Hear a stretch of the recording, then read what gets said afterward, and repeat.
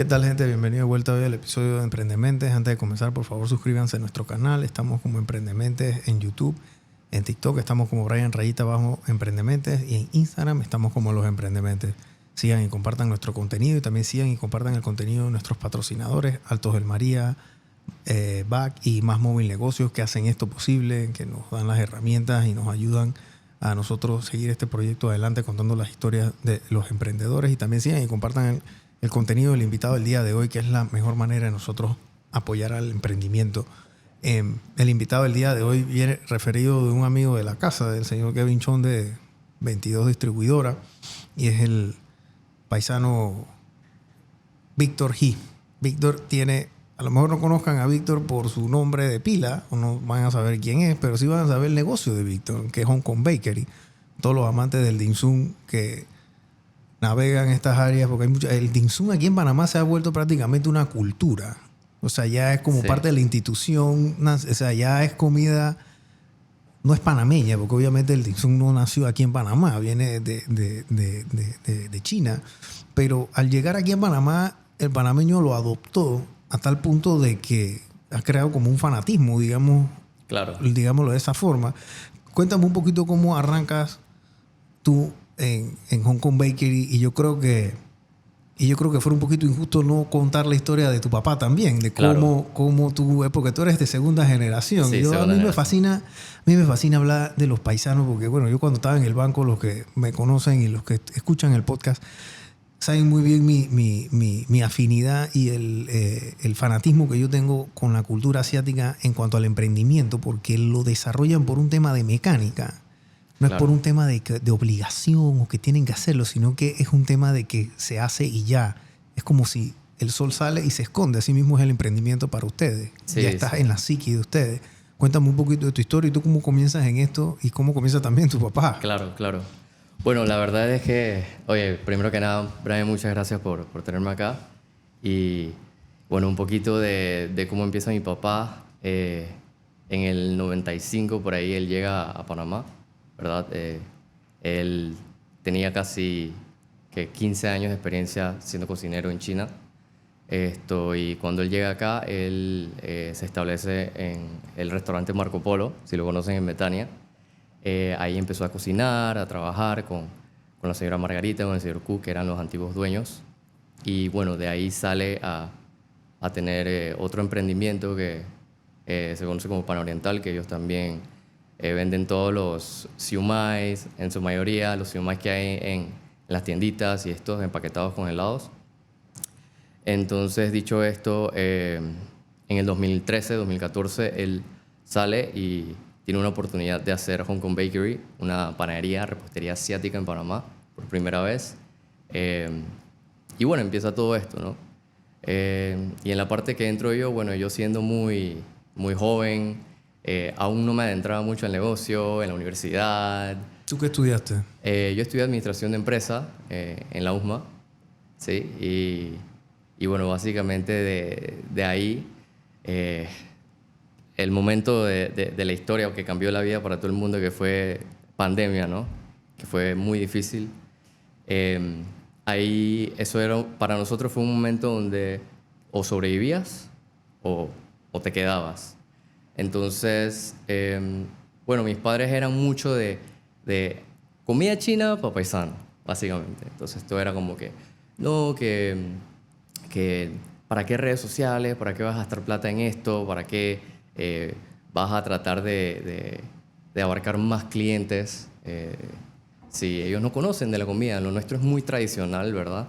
Es como si, Brian, tú estuvieras en China y te encontraras una tienda de patacones o de hojaldre, ¿no? Vas a querer desayunar ahí casi todos los días porque realmente eso te da como una nostalgia, como hacerte sentir en casa. Entonces esa era la solución de mis padres, ese era el modelo de negocio. Entonces, cayendo pandemia, obviamente los paisanos no salían, ellos tienen las noticias de China que son un poco más hardcore, ¿verdad? Entonces se cuidaban mucho y bueno, mi pareja y yo tomamos la decisión de empezar a trabajar con las redes sociales. Fue muy tough. Los padres de primera generación, inmigrantes chinos, son son mucho de mente cerrada, ¿no? Entonces ellos... Muy tradicionales. Súper tradicional, básicamente. Entonces, y ellos me dijeron como que, no hay plata, no gastes. Entonces, tomamos la decisión de agarrar un poquito de nuestros ahorros e invertir, no hacerle caso. Le dije a mi mamá, yo voy a invertir de mi salario y si sale bien, si lo perdí, bueno, lo perdí. Entonces, empezamos con redes sociales. Mi pareja solita, posteando, creando artes. Y tuve la oportunidad también de meterle delivery justo en ese momento donde hubo un auge de que están explotando los deliveries, ¿no? Todo esto en medio de la pandemia. En medio de la pandemia, sí. Entonces, cuando empezamos con el tema de los deliveries, nos dimos cuenta de que mucha gente nos conocía por boca a boca.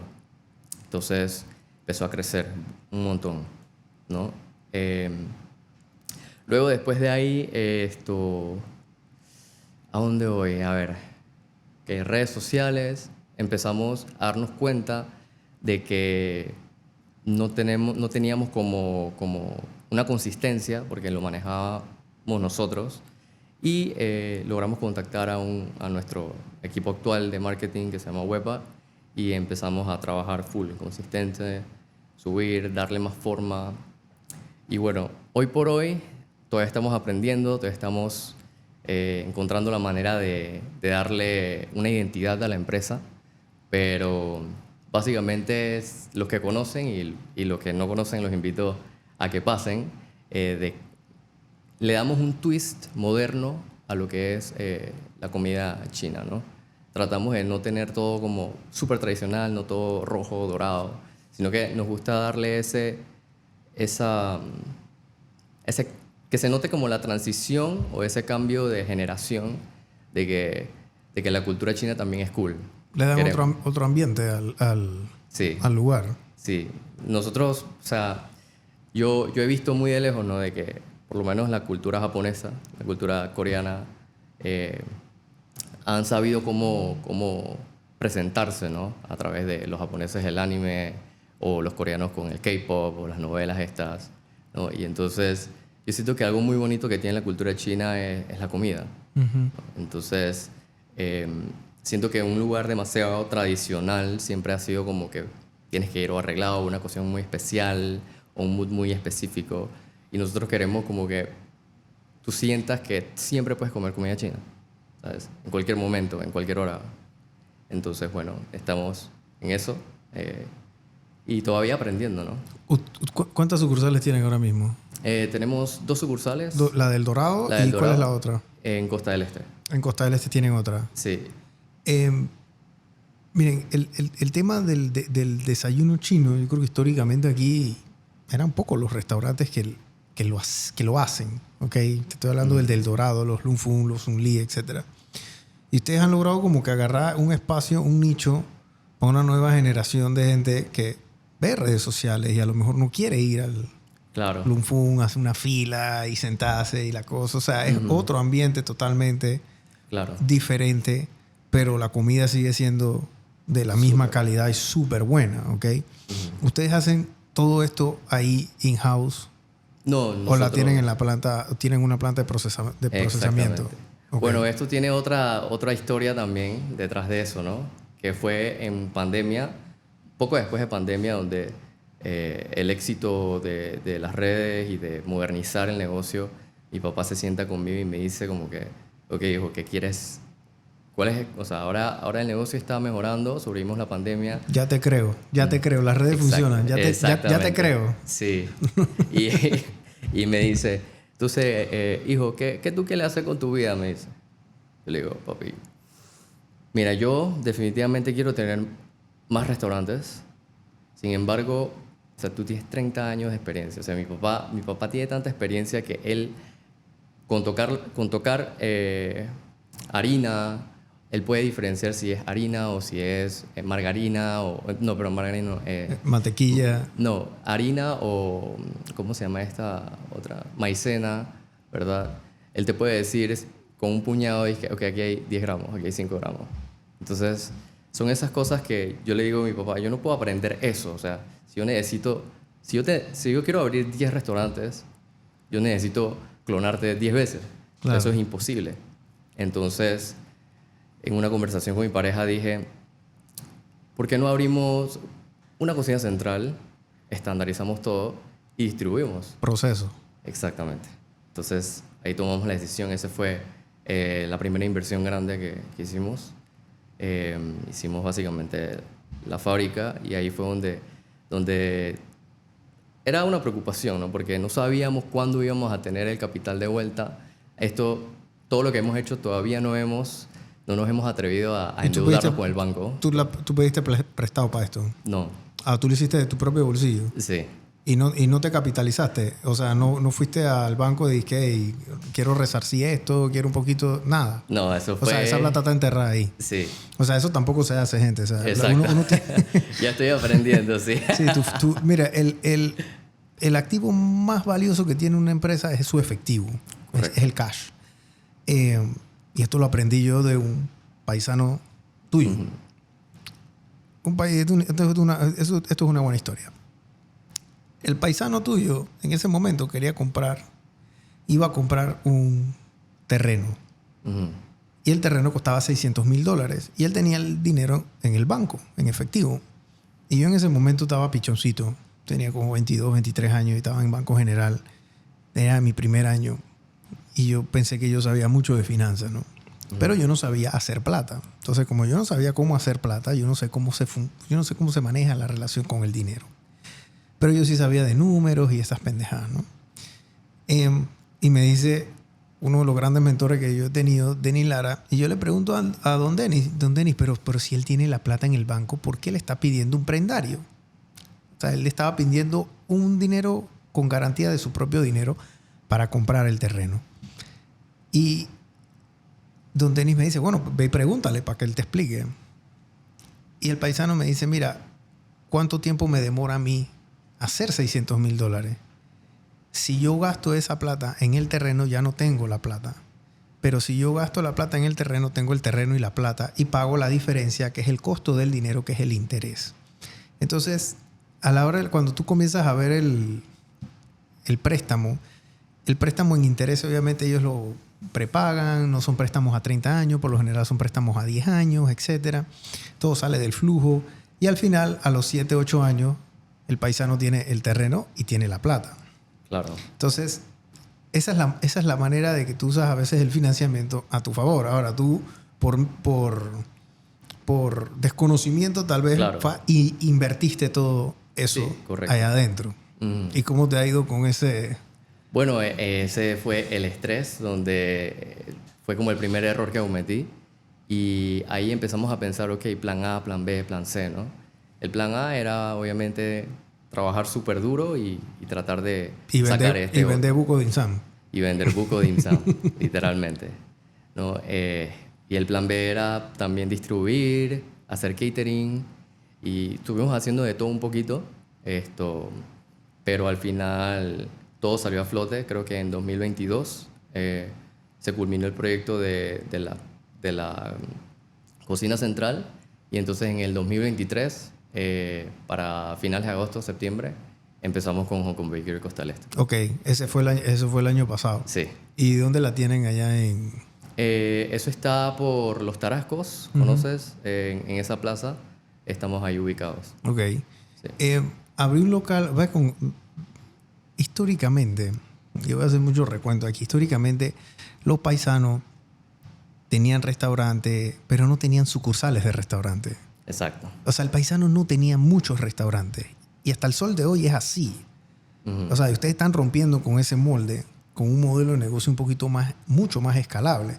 Porque si tú te pones a ver grandes instituciones culinarias chinas aquí en Panamá, ¿cuántas hay? Saquemos a Don Lee, porque Don Lee yo creo que ha sido el único que ha replicado eso, ¿no? Claro. Pero saquemos a Don Lee, Lung Fung, 2 sucursales. Yo voy para 40 años. Y yo desde que tengo uso de razón conozco Lung Fung. Así que Lung Fung puede tener más. Sí. Estaba Sun Lee, estaba el Palacio Dorado en su momento también. O sea, todos estos eran una sola. Restaurante pequeño de paisano, un solo restaurante. No tenían 20. O sea, porque no se podían replicar. Ustedes han implementado esa mecánica de proceso, centralización, correcto, distribución y comercialización bajo una marca. Y suena así como medio complicado. Y es porque lo es.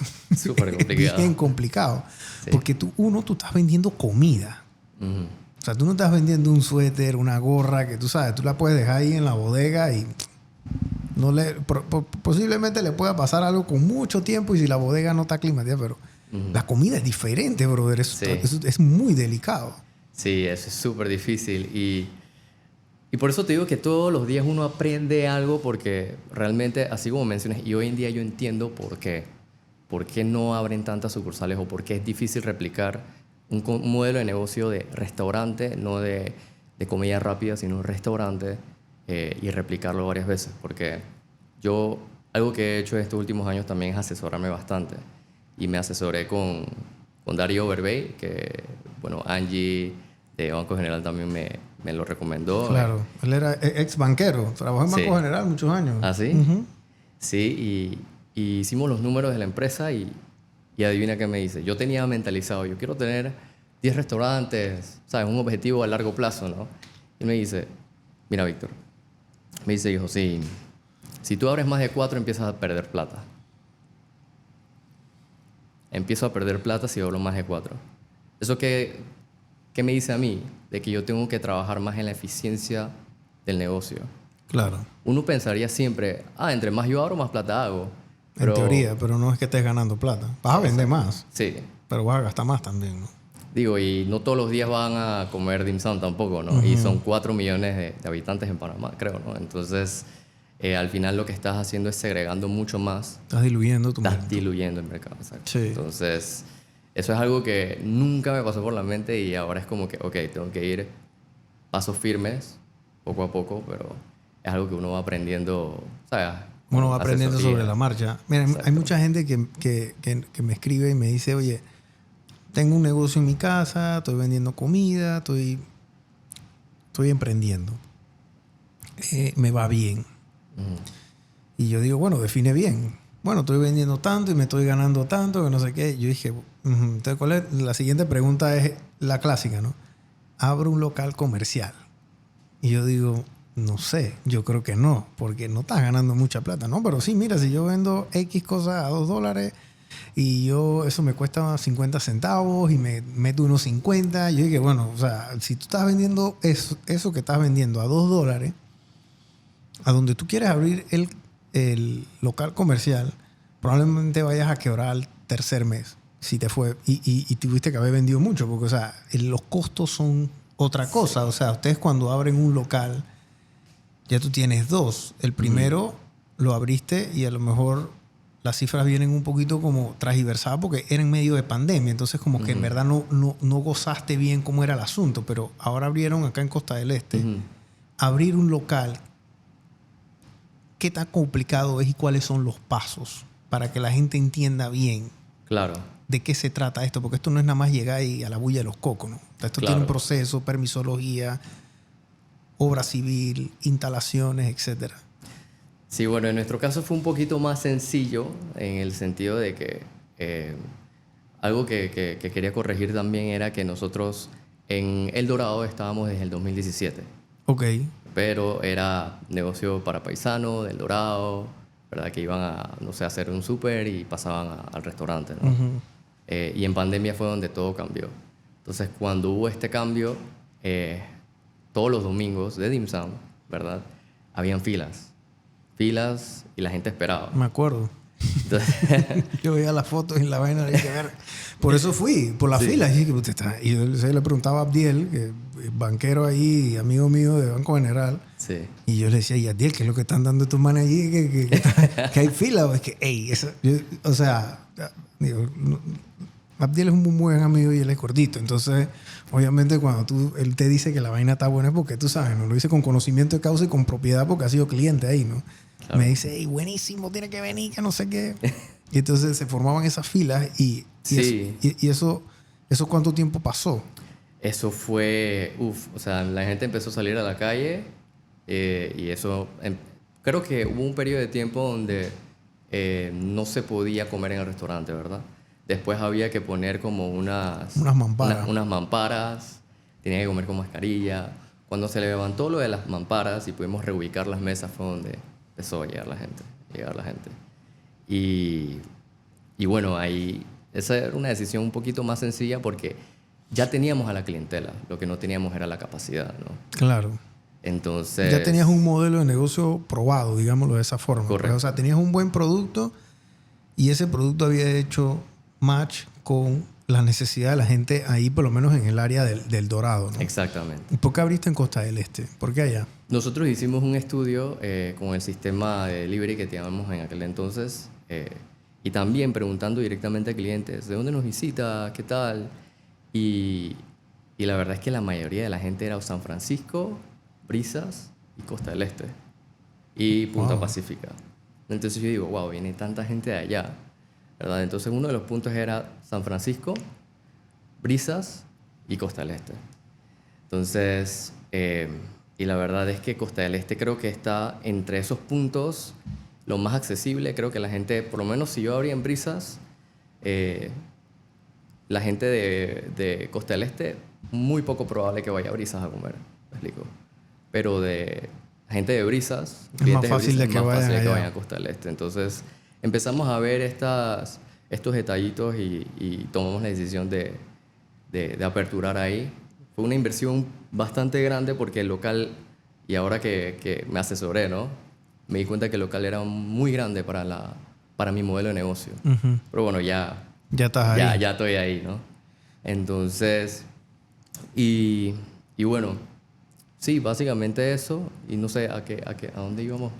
Bueno, era digo, la seriedad de abrir un local y lo complicado que es, las decisiones que hay. O sea, aquí Víctor acaba de decir que el local era muy grande. Sí, y la otra cosa de que además que uno tiene que ver bien a dónde vas a abrir, ¿no?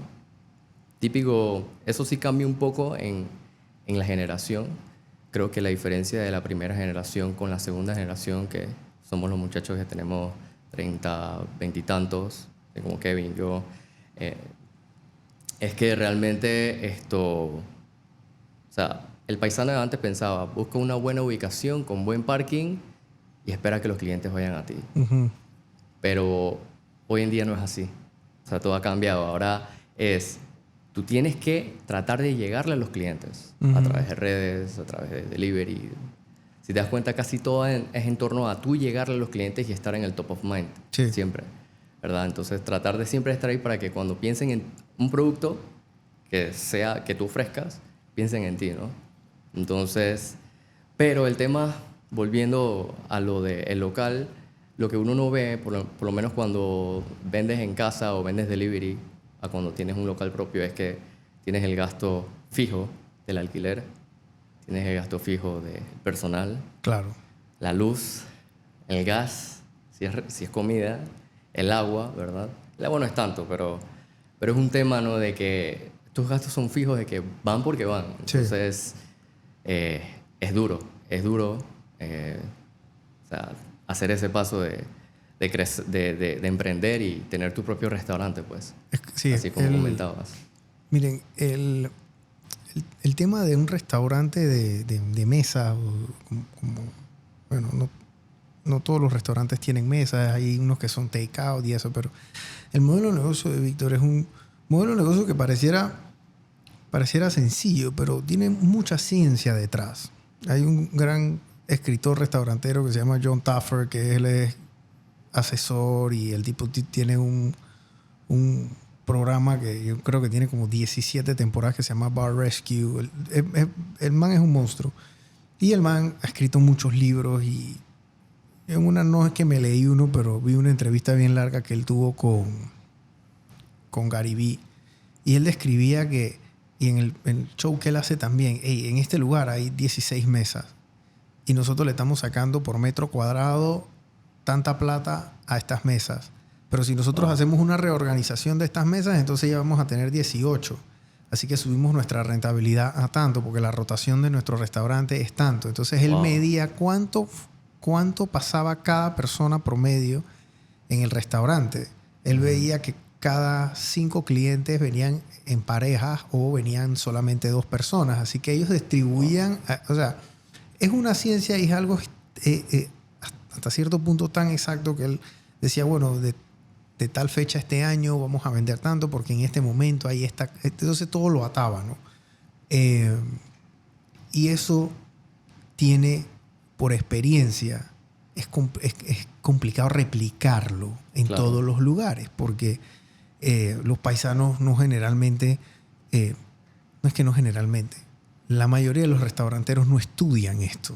Exacto. O sea, el que es dueño de restaurante no necesariamente va a una escuela culinaria. Correcto. Para ser chef, sino que simple y sencillamente tiene una pasión por la cocina y abre un restaurante, ¿no? O sea, sí.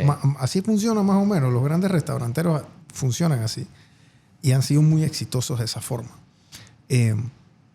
Entonces, hacer esto de la manera replicable que tú lo estás haciendo y al tú también bien asesorado darte cuenta de que no necesariamente más es bueno.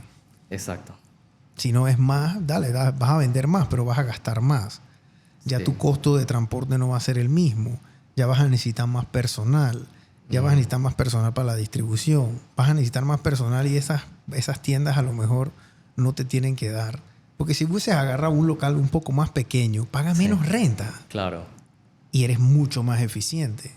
Tu metro cuadrado rentabilizas más.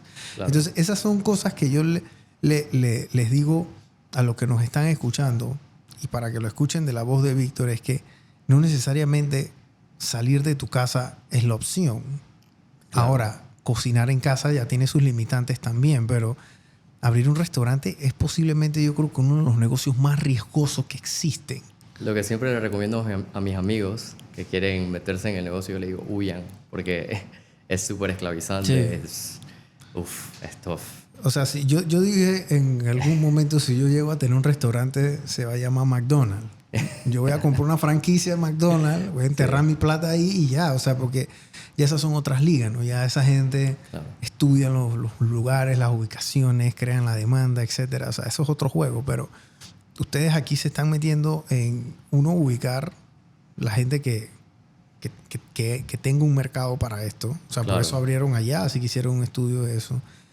Y disculpa que te interrumpa, pero y aún así es como, o sea, son detalles que son muy difíciles, casi que intangibles, porque realmente, o sea, eso se ve en McDonald's, por lo menos a nivel mundial. El McDonald's que comes en Panamá no es lo mismo que comes en Estados Unidos, o en Japón, o en China, o en diversos países. Y es porque cada mercado es distinto. Y por lo menos para mi tipo de negocio, yo me he dado cuenta que el mercado del Dorado es totalmente distinto a Costa del Este. Y uno tiene que adaptarse también al mercado. Sí. Entonces, probablemente si tú cocinas en tu casa, tú le vendes a la gente que está cerca o a la gente que le gusta tu mano, lo que cocinas, pero no necesariamente en la ubicación donde tú apertures vayas a tener el mismo tipo de respuesta. De respuesta, exacto. Entonces, son muchas cosas que uno tiene que ir viendo y por eso, como vuelvo y te repito, ¿no? O sea, todos los días uno va aprendiendo porque de verdad es algo que es muy difícil, es casi que intangible, ¿no? Tienes que ser como el escritor que ya sabes lo que estás haciendo para poder medir todas estas cosas para poder sacar el negocio a flote.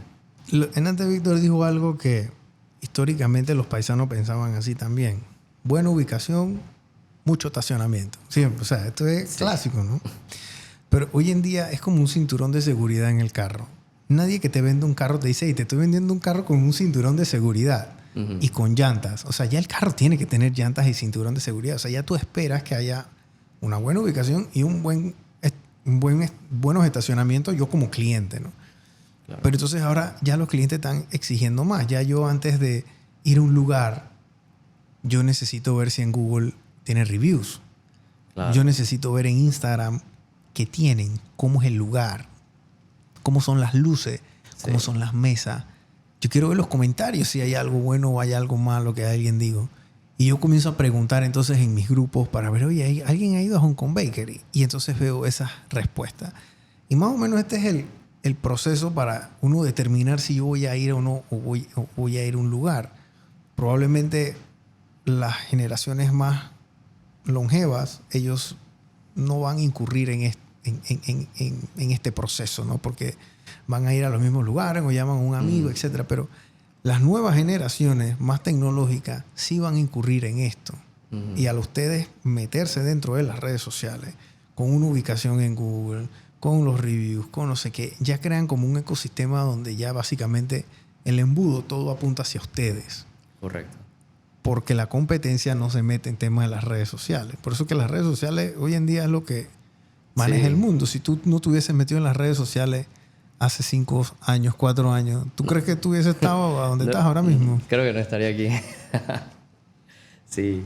Y eso es mucho creo que también de romper, de ser, a veces toca ser un poquito rebelde en el sentido de que seguir tu instinto de querer hacer. O sea, si tienes un instinto y algo te dice atrévete, creo que toma la decisión, ten valentía a hacerlo, porque mi papá era de mentalidad full, que hijo, ya yo hice mi trabajo, te graduaste, tienes un negocio, vas a tener ese restaurantito en El Dorado, con esa platita me vas a mantener a mí, a tu mamá, y vas a tener tu vida y tu casa.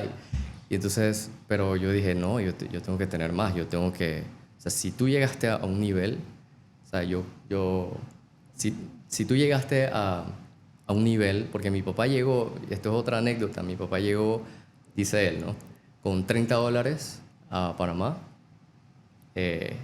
La primera comida fue en un McDonald's y no sabía pedir. Mi mamá, justo en ese momento, mi mamá sí manejaba más el español. Se fue al baño y él no sabía pedir un McDonald's. O sea, no podía. Eso fue uno de su primer trauma en Panamá. Y con eso, él llegó a tener todo esto y darme esta vida a mí. ¿Me explico? Claro. Entonces, creo que sí, yo debería de poder por lo menos hacer con la mitad de lo que él logró, ese salto, yo estaría bastante contento, ¿no? Porque de verdad que $30, no manejar un idioma en un país, de verdad, lejos de tu familia, lejos de tus amigos, y poder llegar a un punto donde ya tienes carro, tienes casa, estás tranquilo, eso es muy de respetar, ¿no? Eso me dijo Kevin cuando yo lo entrevisté. Cuando yo lo entrevisté, sí. él hizo una analogía de eso, y él dice que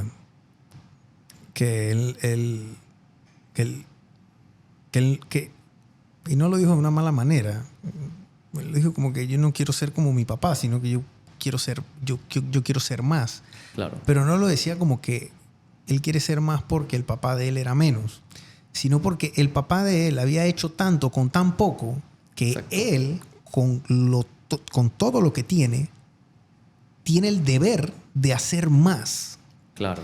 Porque esa es la mentalidad, ¿no? Y esa es la mentalidad del paisano siempre, es querer ser mejor. Uh-huh. Y todo de una manera digna, obviamente, ¿no? Porque dentro de la cultura asiática tienes que hacerlo de una manera digna, porque si no, entonces el bochorno y la pena es tal que ya no eres digno ni siquiera de estar en la familia, etcétera, ¿no? Entonces, y eso es algo muy cierto. Los abuelos de nosotros a lo mejor tenían menos oportunidades, y entonces nuestros papás tuvieron un poquito más oportunidades. Ahora claro. Ellos, gracias a ese trabajo, nos dieron más oportunidades, y entonces nosotros tenemos que siempre hacer más. Yo creo que esa es la continuación del legado, ¿no? que te dejó tu papá. Sí. ¿Tú tienes hermanos? No, yo soy hijo único. ¿Tú eres hijo único? Sí. Ok. La gente me dice, no, que qué rico tu vida, heredero, pero las deudas también se heredan.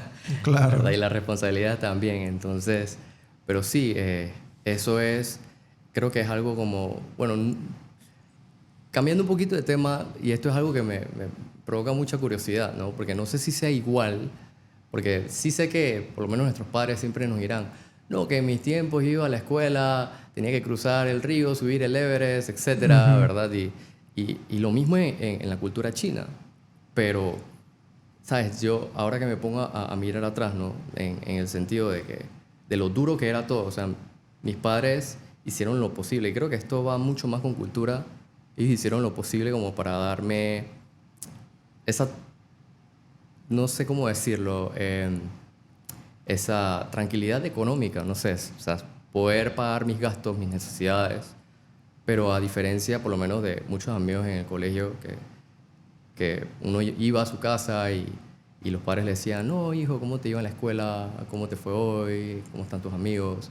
O sea, ese tipo de relación es un poco más frío en la cultura china. Ujú. El papá es como que, necesitas plata, ya, yo te doy plata, ya, pero no me hablen de novia, no habla nada de eso. Ujú. ¿No? Lo más que yo puedo hablar con mi papá en su momento dado fue como que, cuando tenía una noviecita a los 15 años, y él dije, hijo, cuidado, ya.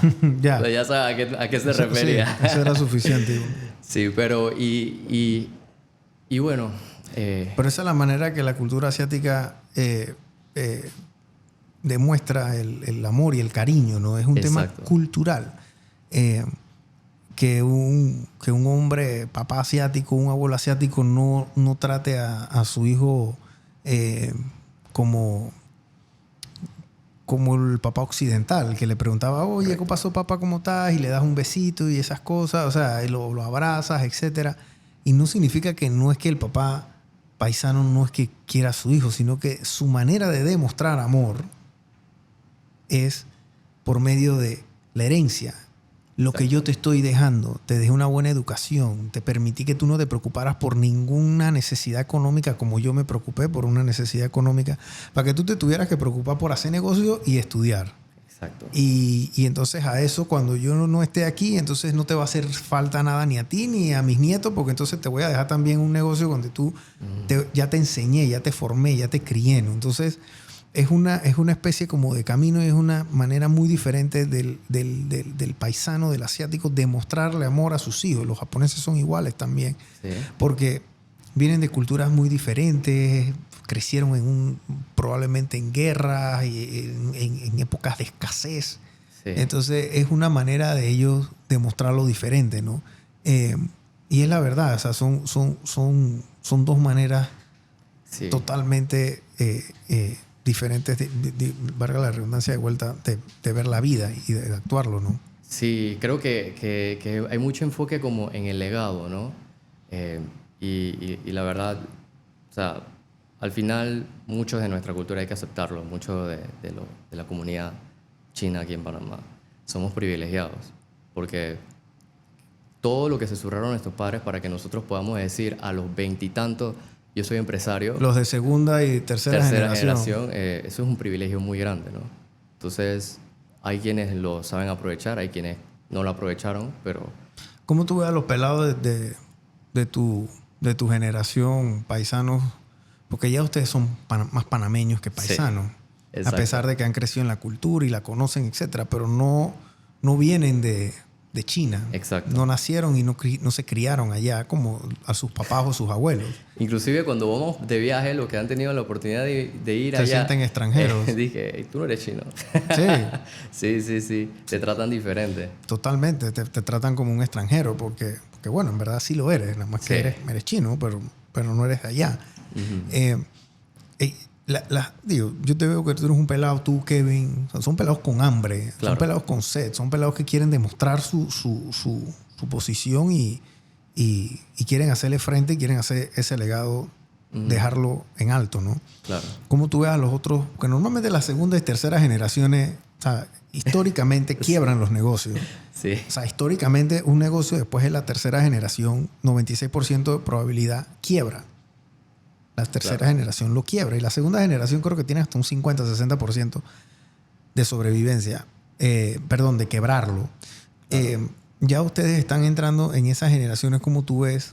Porque tú no eres el único. Hay muchos otros paisanos que ya están heredando y tienen un tema de sucesión. Que yo creo que eso es algo nuevo ahora con los paisanos. El tema de la sucesión. Que eso antes no se veía hace 15, 20 años. Porque no habíamos llegado a esta etapa de la vida. Exacto. ¿Cómo está pasando eso ahora mismo en la cultura?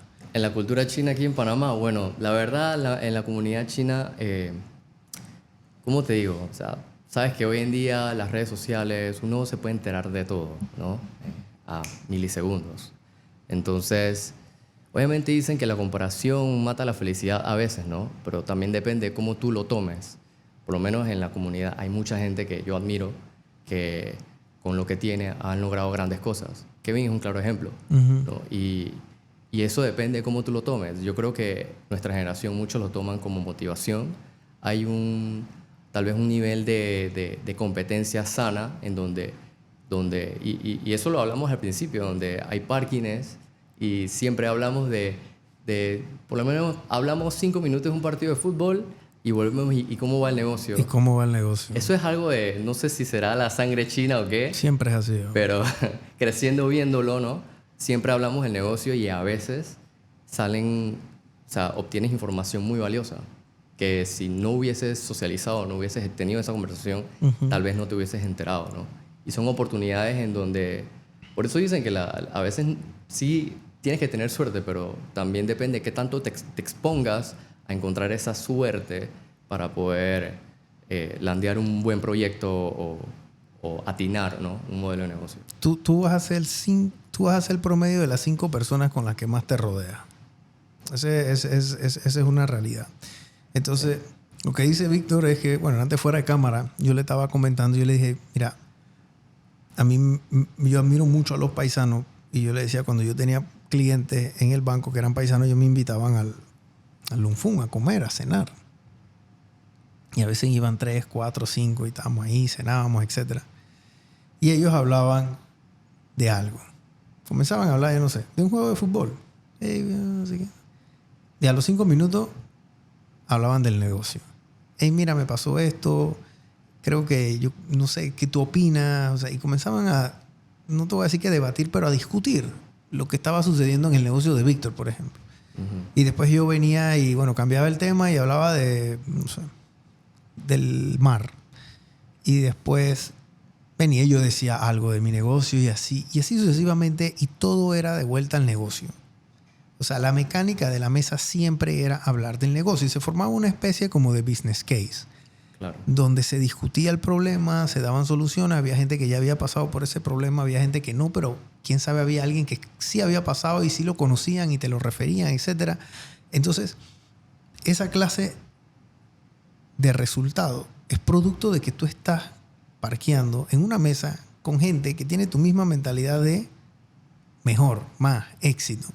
Pero si tú estás en una mesa donde están hablando de locura, 3, 4 botellas, demencia, no hablan nada bueno, entonces ese va a ser el resultado de tu vida. Tú con lo que tú te asocias, en eso te vas a convertir. Porque nosotros somos animales que emulamos, o sea, lo que vemos, ¿no? Claro. ¿Tú tienes planes de abrir otra sucursal? Bueno, eso está en los planes. Claro que sí. La verdad, siendo hijo único, ya con estas 3 empresas es súper difícil. A veces, o sea, siento que tengo que encontrar una manera de clonarme para poder estar en todos lados. Pero creo que este año lo tomamos más como para mirar adentro.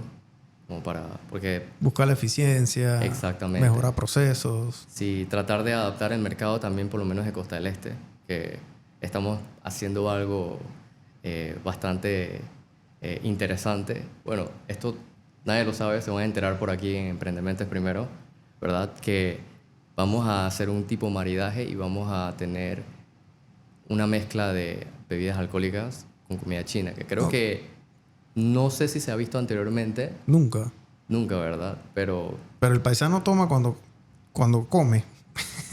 Pero bueno, pero eso del maridaje no con comida asiática nunca lo he visto. Sí, pero yo he escuchado que lo hacen. He escuchado gente que dice que va a la tiendita, se compra una cerveza, se come un siumai con salsa china, picante, algunos le echan ketchup. Eso sí. Entonces, pero hay tantos platos y, bueno, yo no soy mucho de tomar, pero supongo que cada plato va a tener su bebida alcohólica, ¿no? Claro. Para que vaya mejor, ¿no? Entonces sí, eso es algo que estamos trabajando porque al final hay que evolucionar. Hay que tratar de meter el dim sum no solamente en la mañana, tiene que ser en cualquier momento, ¿no? Porque al final el dim sum, o sea, no significa desayuno chino realmente en chino. El dim sum es como, si lo traduzco literal, dim sum es tocar el alma, ¿no? Entonces, esto es ya historia, ¿no? Pero al final el dim sum era algo que creció del camino de la seda, lo que conectó Asia con Europa, ¿no? El Silk Road.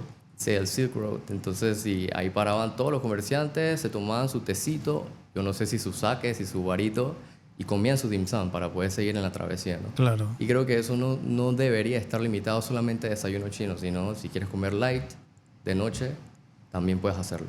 Sí, la comida china. Yo cuando estaba en Banco General, yo iba bastante allá al Dorado a comer ahí en el Mandarín, en Jumbo, porque esos son restaurantes tradicionales de los paisanos, ¿no? Ujú. Y ahí siempre te daban un menú, pero el que ha ido ya sabe qué es lo que tiene. Es que tú sabes si alguien conoce de comida china, si cuando llega no pide menú. O sea, si él no pide menú, él pide lo que tiene que pedir. Sí. Ya tú sabes que el man sabe, porque si comienzan a ver el menú, ya el man está perdido, ¿no? Y Brian, una pregunta. ¿Tú Ajá. eras de esos que cuando llegabas al restaurante ya tú te sabías hasta el menú secreto? Sí, también, Sí. siempre. Sí, porque ya hay menú secreto que digo. Sí. No voy a decir los animales que vendían, porque están ahí. Es que, Dios, la cultura china también es muy supersticiosa, pero demasiado supersticiosa. Habían clientes que...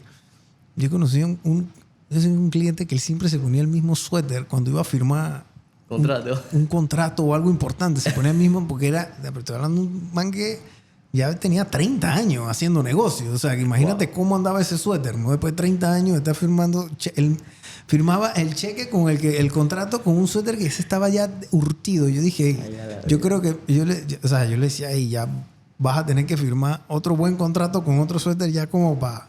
Y te pones ese abajo". Pues dije, se reía porque son muy la superstición en la cultura asiática, los que es conocido aquí en Panamá, y bueno, tú conoces, Claro. tú has vivido eso.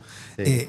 Es así. Y igual Con la comida también. con la comida, o sea, Era, sí. dije, por lo menos creciendo, mi mamá dije, yo sufría mucho de miopía. Yo usaba lentes y me tuve que hacer LASIK. Ujú. Pero yo no veía nada. Yo necesitaba lentes para encontrar mis lentes antes.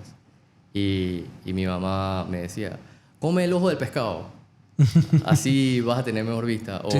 o dije, la patita de gallina, que en el dim sum se come, ¿no? Come patita de gallina. ¿Quieres ser futbolista? Come patita de gallina y vas a ser mejor futbolista. Bueno, comí bastante y no soy Neymar, pero bueno. Claro. Me explico. Entonces es mucha superstición. Muchísima superstición. Bastante. Sí. Sí, el tema de la comida china a mí me encantaba ir allá. Yo siempre... Sí, ahí tenían menú de todo. Ahí habían... Digo, el menú secreto a veces eran cosas normales. Habían centollo, había langosta, colita de carne. Esas cosas ahí que a veces no estaban en el menú porque, bueno, era Claro. Pero bueno, también tenían otro... no voy a decir los nombres pero era muy buena la comida. Y yo dije, chuzo, con razón, esta gente... Me explico, pero no vamos a decirlo. Gracias, Víctor, por haber venido. Estás en las puertas abiertas aquí cuando quieras. Los que nos ven y ya son amantes del dim sum, vayan a Hong Kong Bakery. Seguramente ya tu restaurante se ha vuelto como parte de la cultura del dim sum aquí en Panamá. Claro. Y también allá en Costa del Este, que tienen una nueva sucursal. Síganlos en sus redes sociales, compartan el contenido cuando lo piden. Chaténles, estoy seguro que ellos ven las redes sociales. Cuando si van allá, felicítenlo, tómense una foto con ellos, pregúntenle cualquier duda también que tengan, de cualquier cosa. Los paisanos son muy abiertos que esa es otra cosa, el paisano siempre comparte el conocimiento. Yo nunca conocí un paisano que yo no le voy a decir. O sea, era porque el éxito del paisano no está en lo que vende, ni qué vende, ni cómo lo vende, sino en la disciplina. Que Correcto. están todos los días ahí. Abren a las 5 de la mañana, cierran a las 9, 10 de la noche. La ética de trabajo es impecable. Ellos no cogen vacaciones. Tú nunca has escuchado un paisano de que, hey, voy para Disney. Nunca. Jamás. Paisano nunca dice eso. O sea, yo me siento con mesa de amigos, oye, yo voy para Disney, yo voy para no sé qué. En una mesa de paisanos están hablando del negocio, están hablando de no sé qué, están hablando de hacer plata. Yo voy a mi mesa de mis amigos. Por eso que ya a veces yo ni salía ya cuando estaba en el banco con mis amigos. Yo siempre quería parquear con los paisanos. Porque ellos estaban hablando era de hacer plata. Claro. ¿Me explico? Si iba a la mesa con mis amigos y están en gastar plata. Me voy a comprar las zapatillas, me voy a comprar me voy para Disney. Entonces yo nada más era gasto. Y acá estos más están dije, hey, vamos a hacer esto y esto se hace aquí, yo podemos sacar. O sea, esa era la mentalidad. La verdad que sí. Gracias, Víctor, por haber venido. Y Gracias a ti, Brian. está Estás en tu casa. Gracias, igualmente en Hong Kong Bakery. Bueno, voy a ir este fin de semana con mi hija. Mi hija le gusta el dim sum también bastante. Súper, lo Chao. espero. Gracias.